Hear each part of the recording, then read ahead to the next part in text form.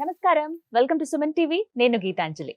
కార్తీక మాసం శుభ సందర్భం. మాసం అంతా కూడా ఎంతో ప్రత్యేకత అండి. ఇంకా చెప్పాలి అనంటే ప్రతిరోజు పండగే మనకి. ఇందులో భాగంగా సోమవారాలు ఎంత విశేషంగా మనం జరుపుకుంటామో పౌర్ణమి గాని, ఏకాదశి, ద్వాదశి వీటితో పాటుగా నాగుల చవితి కూడా చాలా విశేషమైన పండుగని చెబుతారు. అసలు నాగుల చవితి విశిష్టత ఏమిటి? తెలుసుకుందాం. ఆ రోజున విధిగా మనం చేయవలసినది ఏమిటి? చెయ్యకూడనివేమిటి? అలాగే కొంతమంది పరిహారాలు అడుగుతూ ఉంటారు. ఎందుకంటే సుబ్రహ్మణ్య స్వామి కదండి, నాగుల చవితి కదా. పాలు పోయాలా, పాలు పోస్తే మాకు కలిగేటువంటి ఫలితం ఏమిటి, ఎన్నో ఇబ్బందులు పడుతున్నాం, వాటికి ఏమైనా స్వస్తి పలుకుతుందా ఈ రోజు మేము చేసేటువంటి పండుగ అని చాలా మంది అడిగారు.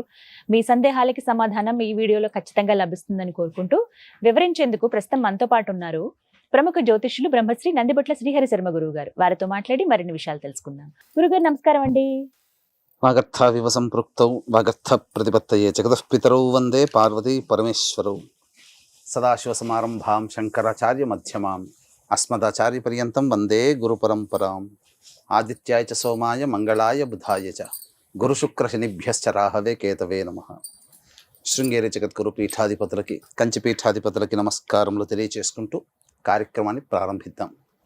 గురుగారు, నాగుల చవితి కార్తీక మాసం అంతా విశేషమేనండి. ఏదో ఒక పండుగ ఉంటుంది. ఇక ముందుగా మనకు వచ్చేదంటే సోమవారాల తర్వాత ఇంకా నాగుల చవితి. ఈసారి విశేషం ఏమిటి? చాలా ప్రత్యేకం అని కూడా చెబుతూ ఉన్నారు కదా, తెలియచేయండి. తప్పకుండానమ్మా. మనకు నాగుల పంచమి అనేటువంటిది శ్రావణ శుద్ధ పంచమి నుంచి మన తెలుగు నాట ఆచరించుకునేది నాగుల పంచమి. తర్వాత నాగుల చవితి అనేటువంటిది కార్తీక మాసంలో వచ్చే శుద్ధ చవితి రోజున నాగుల చవితి. అంటే దీని యొక్క అంతరార్థం కనుక గమనించుకున్నట్లే ఇంతకుముందు కూడా మనం ఈ నాగుల పంచమి సందర్భంగా చెప్పుకున్నాం. అంటే మనకు విశిష్టముగా అనేక దేవతారాధనలో సర్పదేవతారాధన కూడా ప్రథమ తాంబూలం. మానవ జాతికి నాగజాతికి అవినాభావ సంబంధాన్ని సూచించే పండుగల్లో ఈ పంచమి చవితి. అందుకని మీరు గమనించుకున్నట్లయితే శ్రావణ శుద్ధ పంచమి నుంచి కార్తీక శుద్ధ చవితి వరకు నాగుల పంచమి, నాగుల చవితి అని చెప్పారు. అంటే మీరు పంచమి నుంచి లెక్కేసుకుంటే, శ్రావణ మాసం నుంచి లెక్కేసుకుంటే భాద్రపదము, ఆశ్వీజము, కార్తీకం, అంటే 3 నెలల పాటు నిర్విరామంగా జరుపుకునే పండుగ విధానం. అందుకని పంచమితో ప్రారంభమై చవితితో అంతమవుతుంది. ఈ మధ్య కాలంలో నాగుల ఆరాధన అనేటువంటిది చేసుకునే తత్వం. కానీ కాలక్రమేణా రాను మొదలు పెట్టినటువంటి నాగుల పంచమిని అంత్యమున చేసుకునేటువంటి నాగుల చవితిని ప్రధానంగా చేసుకుంటూ వచ్చారు. ఈ మధ్యలో ఉన్నటువంటి ఆరాధనని కాలక్రమేణా తగ్గుతూ వస్తూ వచ్చింది. అయితే మనకు ఉన్నటువంటి దేవతలలో నాగులకి అధిష్టాన దేవత ఎవరంటే సుబ్రహ్మణ్య స్వామి. సుబ్రహ్మణ్య స్వామి దోషం ఉన్నటువంటి, అనగా కుజదోషం ఉన్నటువంటి వాళ్ళు కానీ, సర్పదోషం ఉన్నటువంటి వాళ్ళు కానీ ముఖ్యంగా రాహుకాలంలో పూజ చేస్తారు. ఎవరైతే సర్పదేవత ఆరాధన చేస్తారో వాళ్ళకి ఈ యొక్క సర్పదోషములన్నీ తొలగిపోతాయి. ముఖ్యంగా మీరు అడిగారు విశిష్టత ఏంటి అని. కాబట్టి తప్పకుండా సర్పదోషముతో బాధపడేటువంటి వాళ్ళు, జయాన్ని పొందాలి అనుకునేటువంటి వాళ్ళు, ఏ పనిలోనైనా కానీ విజయాన్ని పొందాలనుకునేటువంటి వాళ్ళు నాగుల చవితి రోజున తప్పకుండా కొన్ని దేవతా ఆరాధనలు, పరిహారాలు కనుక పాటించుకుంటే చాలా మంచి జరుగుతుందమ్మా. ఎలా చేయాలనేది ఇక్కడ ప్రధానంగా. అంటే కొంతమంది కొన్ని ఆచారాలు ఉంటాయండి. మా అమ్మగారు ఇలా చేశారండి, లేకపోతే మా అత్తగారి వైపు ఆనవాయితీ ఉందండి, మేము ఇలా మాత్రమే చేస్తాం అనే వాళ్ళు ఉంటారు. అంటే ప్రధానంగా పుట్టలో పాలు పోయటం కానీ, లేదు ఇంట్లోనే పూజ చేసుకోవటం, ఇలా రకరకాలుగా ఉంటుంది. అసలు నాగుల చవితిని ఎలా జరుపుకోవాలి? నాగుల చవితికి అసలు మనకు పుట్ట దగ్గరికి వెళ్ళే ఆచారం ఎందుకు వచ్చిందో మీకు తెలియజేస్తానమ్మా. ఎందుకనంటే సాధారణంగా దేవతా సర్పాలు ఉండేటువంటి నిలయం వల్మీకములు, అంటే పుట్టలు. అనగా పుట్టలోంచి వచ్చిన వాడే, వల్మీకము నుంచి వచ్చిన వాడే వాల్మీకి అయ్యాడు. అంటే తపస్సు చేస్తూ ఉంటే పుట్టలు చేరుతుంటాయి. అట్లా మా తాతల కాలంలో కొంతమందికి జరిగింది. అట్లా తపస్సు చేస్తుండగా మా వంశంలో పుట్టలు కూడా వచ్చాయి. అంతటి పేరు ప్రఖ్యాతులు. అయితే ఇక్కడ గమనించాల్సినటువంటి ప్రధానమైన అంశం అంటే ఎందుకు పుట్టల దగ్గరకు వెళ్తారు అంటే, దేవజాతి సర్పములు పుట్టలో ఉంటాయి, బయటికి రావు, సాధారణంగా బయటికి రావు. చాలా మంది బయట కొన్ని ఈ రాళ్ళు అనేటువంటి అమ్ముతాడు, నాగజాతికి నాగమణిలో.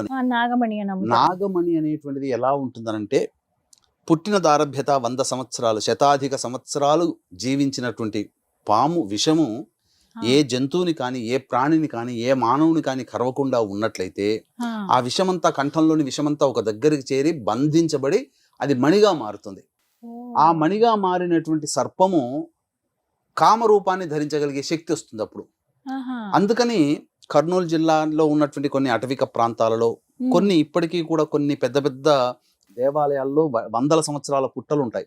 అందులో నిక్షిప్తంగా దైవత్వం వస్తుంది. 100 సంవత్సరాలు దాటినటువంటి సర్పానికి ఈ యొక్క దైవత్వం వస్తుంది. అది దేవజాతి సర్పంగా మారుతుంది.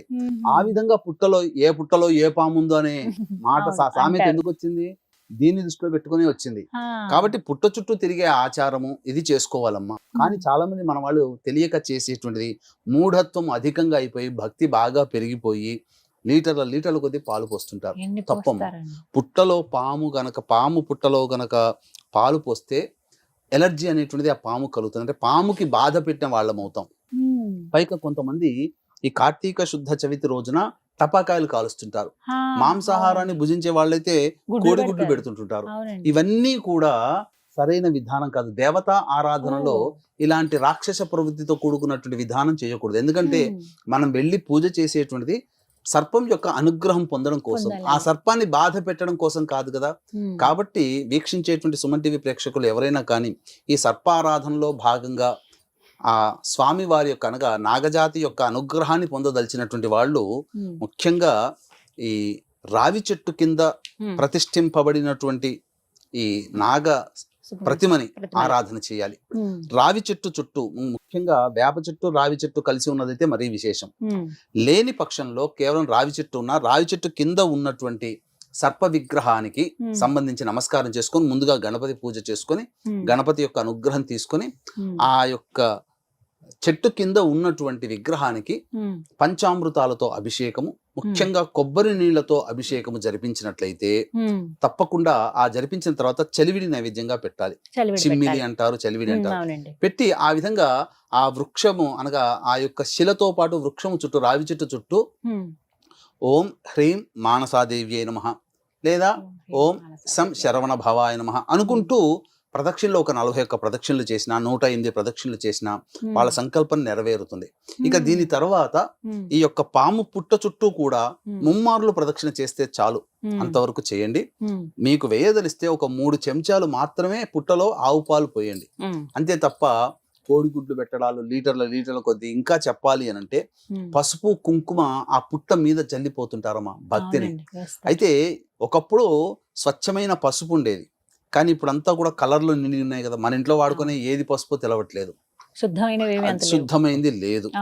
కాబట్టి కొద్దిగా పసుపు అద్దండి అంతే తప్ప గులాలు ఇట్లా చల్లినట్టుగా చల్లకన్నా, హోళీ రంగులు ఆట ఆడినట్టుగా చల్లుకోకూడదు. తర్వాత దూరంగా ఉండి మంగళ వాయిద్యాలు చేసుకొని ఆ విధంగా పుట్ట చుట్టూ తిరిగిన తర్వాత మళ్ళీ చిమ్మిలి కానీ చలివిడి కానీ నైవేద్యంగా పెట్టాలి. అయితే కొంతమంది మనకు అనాదిగా వస్తున్నటువంటి ఆచారం ఏంటంటే కొత్త వస్త్రములు ఏవైనా కానీ పుట్టకు ఆనిచ్చి ఆ విధంగా ఆ వస్త్రములు ధరించి ఏ పని మీద వెళ్తారో ఆ పని దిగ్విజయంగా అవుతుంది. ఎందుకనంటే నాగుపాము మీద పడినటువంటి వస్త్రాన్ని పెట్టుకున్నటువంటి వ్యక్తికి అపజయం అంటూ ఉండదు. ఇప్పుడు అది ఆ విధంగా మనం పెట్టుకోలేం కదా, మనకు పాము కనబడదు కదా. చిన్న ఒక కర్చీఫ్ అయినా పాము దగ్గర వేస్తారు. ఆ పాము దాని మీద వెళ్తే చాలు అది తీసుకుందామని. కాబట్టి అలాంటి అవకాశం ఇప్పుడు మనకు సిటీలో లభించదు. కాబట్టి ఆ పాము పుట్టకి తాకించైనా కానీ తర్వాత ఏ పని మీద వెళ్తారో ఆ పని దిగ్విజయం. అదే కొంతమంది నేను చూసానండి ఇలా గళ్ళవి అలాంటివే ఎక్కువగా ఎన్నుకుంటారు ప్లెయిన్ గా ఉన్న వాటికైనా. ఎందుకని కారణం ఉందా? ఈ గళ్ళవి అనేటువంటిది ఎక్కడ అంటే ఈ నాగబంధనాన్ని సూచిస్తాయి. బంధనం అన్నప్పుడు ఇలా పెన్నుకొని ఉంటాయి కదా, గళ్ళు కూడా అలాగే పేనుకొని ఉంటాయి కదా, ఆ విధంగా సూచించేటువంటి. ఎక్కువగా కర్చీఫ్ గానీ ఏమైనా చీరలు ఏమైనా పెట్టాలనుకున్నా ఆనిచ్చి ఆ పాము పుట్ట కానిచ్చి మళ్ళీ ధరించుకొని ఏ పని మీద వెళ్తారో ఆ పని విజయం. ముఖ్యంగా నాగజాతికి మానవ జాతికి అవినాభావ సంబంధం ఉంది. నాగజాతి ద్వారా సంతానాన్ని పొందిన వాళ్ళు ఉన్నారు. మీకు ఒక వృత్తాంతంలో గనక చూసుకున్నట్లయితే పూర్వము శూరసేనుడు అనేటువంటి చంద్రవంశపు రాజు ఆ భార్యాభర్తలు ఇద్దరు కూడా ఎన్నో వ్రతములు తపములు ఆచరించి తుదకి సంతానాన్ని పొందుతారు. సంతానం ఎవరవుతుంది? నాగుపాము జన్మిస్తాడు. అయితే పుట్టిన సంతానం వదులుకోలేరు కదా, ఆ విధంగా జన్మించినటువంటి సంతానాన్ని పెంచి పెద్ద చేస్తారు. ఆ నాగుపాముకి మానవ భాషలు కూడా వచ్చేసేస్తాయి. తదనంతరం నాకు ఒకసారి వివాహం చేయండి అని చెప్పి అడుగుతుంది. కొడుకు మాట ఎవరు కాదంటారు. ఆ విధంగా క్షత్రియుల్లో ఒక విధమైనటువంటి ఆచారం ఉంది. వివాహానికి వరుడే వెళ్లాల్సిన అవసరం లేదు. కత్తిని పంపించి వివాహం చెప్తే కత్తికి వివాహం చేస్తే భర్తతో వివాహం చేసినట్టే. కాబట్టి కత్తినిచ్చి పంపిస్తుంది. ఆ విధంగా ఆ రాకుమారి ఇంట్లోకి రాగానే నా భర్త పాము సర్పం అని తెలిసిన తర్వాత ఎంతో అంటే ఆ కాలం స్త్రీ కదా, భర్త ఎవరైనా కానీ భర్తని ప్రేమించడం అనుసరించడం భార్య కర్తవ్యం.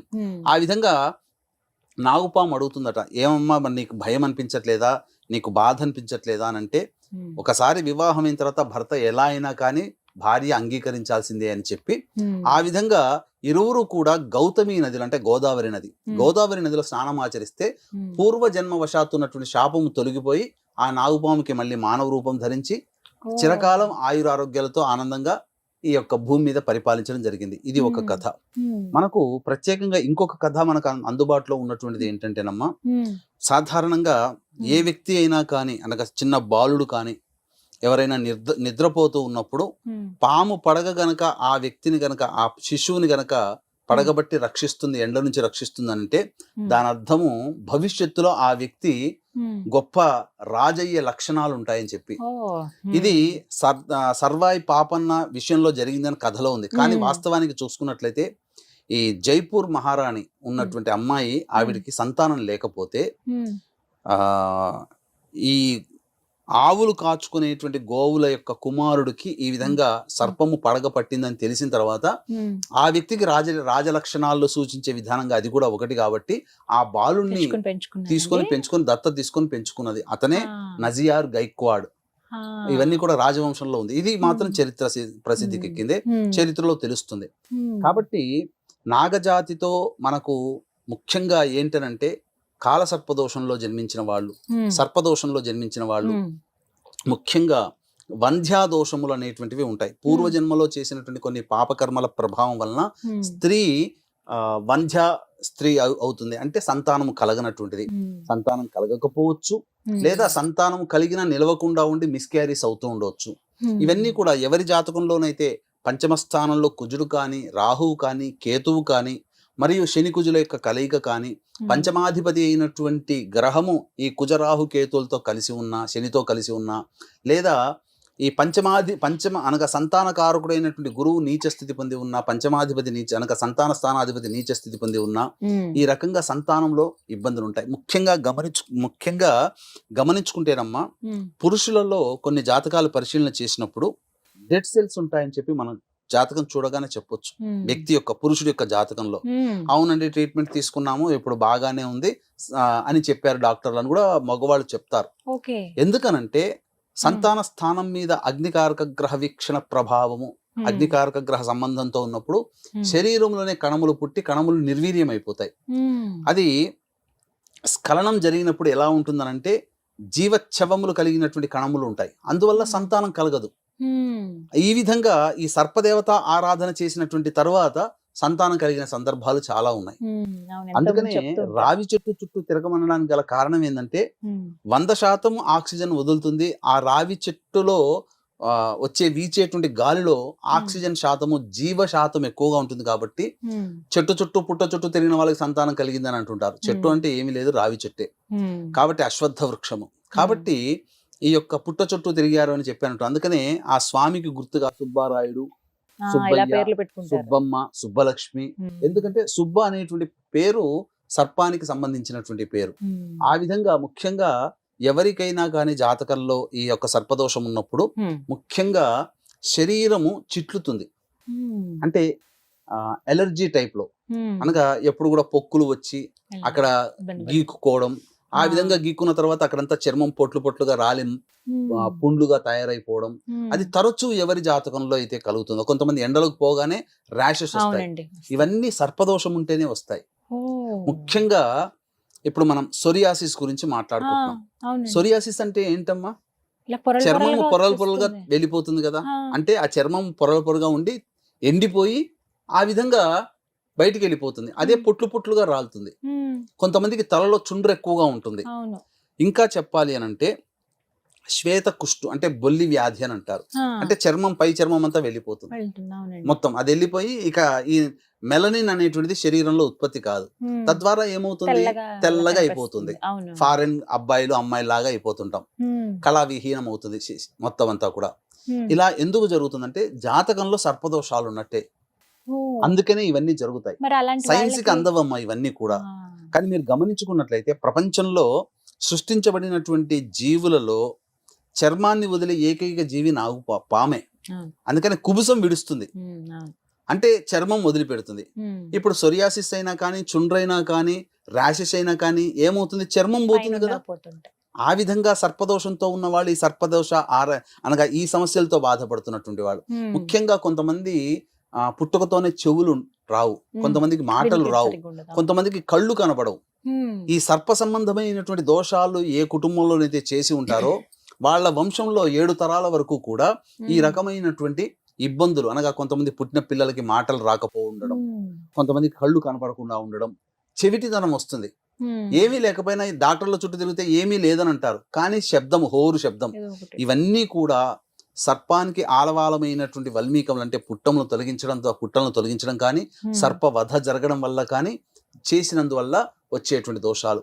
మరి ఇలాంటి వాళ్ళకి ఎటువంటి పరిహారం ఉన్నదమ్మా, పరిహారాలు చేసుకోవాలి.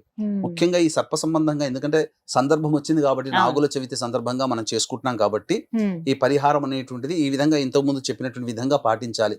దీనికి ఎవరు అతీతులు కారమ్మా. మనం అనుకుంటాము ఇదంతా ట్రాష్, ఏదో నోటికొచ్చింది పురాణాలాగా మాట్లాడుతున్నారు ఇక్కడ కూర్చొని, ఏదో చెప్పేవాడు వేదాంతి, వినేవాడు సిద్ధాంతి అన్నట్టుగా ఇలా అయిపోతుంది మాటల్లో. కానీ మీరు గమనించుకుంటే సచిన్ టెండూల్కర్ ఏమైనా పిచ్చివాడా? వాళ్ళ ముత్తాత తరంలో ఒక ఇంటికి వచ్చినటువంటి పాముని చంపడం జరిగింది. ఆ దోష ప్రభావం వలన తరచూ అపజయాలు పాలవ్వడము, అలాగే తెలియకుండా అతనికి ఇబ్బందులన్నింటిని కలగడం. అందుకనే సుబ్రహ్మణ్య క్షేత్రానికి వెళ్ళి అక్కడ సర్ప పూజ చేయించుకున్నాడు. సౌరవ్ గంగూలీ కాళహస్తి దాకా వచ్చాడు.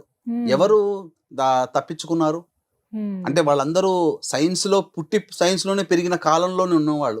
ఇంకా మనమన్నా గ్యాడ్జెట్స్ వాడతామో లేదు, కానీ అన్ని బయట వచ్చే సైన్స్ అన్ని తెలుసుకోగలిగినటువంటి తరంలో వాళ్ళు ఉన్నారు. వాళ్ళందరూ అడ్వాన్స్డ్ గా ఉంటారు. మరి వాళ్ళకందరికీ తెలియవా? కానీ ఇక్కడ కూర్చొని ఈ ప్రసంగాన్ని వింటూ ఏదో ఒక మాట అనాలని చెప్పి ఏదో మాట్లాడుతున్నారని మాట అనడమే కానీ, మనకన్నా గొప్ప వాళ్ళు ఆచరించి చూపించారు. కాబట్టి వాళ్ళు ఎవరు తక్కువ కాదు, మనకన్నా ఎక్కువనే పేరు ప్రతిష్టల్లో కానీ అన్నిట్లో కూడా. మరి వాళ్ళు ఎందుకు దైవం దగ్గరకు వచ్చి ఆచరించారు? వాళ్ళు ఎవరైనా బలవంతంగా పంపించారా? నమ్మితే కదా వచ్చేది అక్కడ దాకా, బాంబే నుంచి మంగళూరు దాకా పోయారంటే. కాబట్టి వీక్షించేటువంటి ప్రేక్షకులు కూడా ఈ నాగుల చవితి సందర్భంగా ఈ చెప్పబడినటువంటి దోషాలు, చెప్పబడినటువంటి సమస్యలతో బాధపడుతున్న వాళ్ళు సర్ప విగ్రహానికి కనుక పంచామృతాలతో అభిషేకము జరిపించి, పాము పుట్ట చుట్టూ ముమ్మార్లు ప్రదక్షిణ చేసి, చిమిలి కానీ లేదా ఈ సంబంధించినటువంటి చలివిడి కానీ నైవేద్యంగా పెట్టినట్లయితే చాలా మటుకు దోషంలో పోతాయి. ముఖ్యంగా పాము చుట్టూ ప్రదక్షిణ చేసిన తర్వాత పాము పుట్ట దగ్గర ఉన్నటువంటి మట్టిని 2 చెవులకి రాసుకుంటారు, పెట్టుకుంటారు. దీనికి గల కారణం ఏంటంటే ఈ సంబంధించినటువంటి సర్పశాపం తొలగిపోవాలనేటువంటి ఉద్దేశం.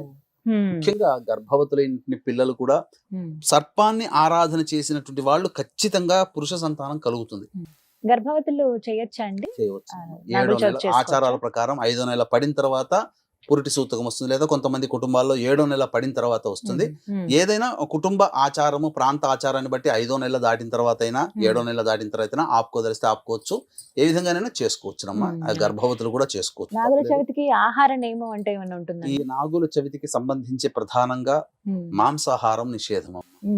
మాంసాహారం నిషేధం చేసుకుని చక్కగా ఉపవసించి నాగదేవత ఆరాధన చేసుకుంటే ఖచ్చితంగా జయం అనేది కలుగుతుంది.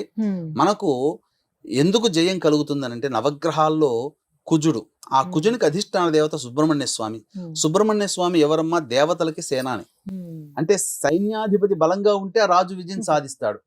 కాబట్టి మనం ఎలా అన్వయించుకోవాలంటే, మనం చేసే యుద్ధంలో మనకు విజయం కలగాలంటే సర్పదేవత అనుగ్రహానికి పొంది తీరాల్సిందే, అందులో సందేహం లేదు.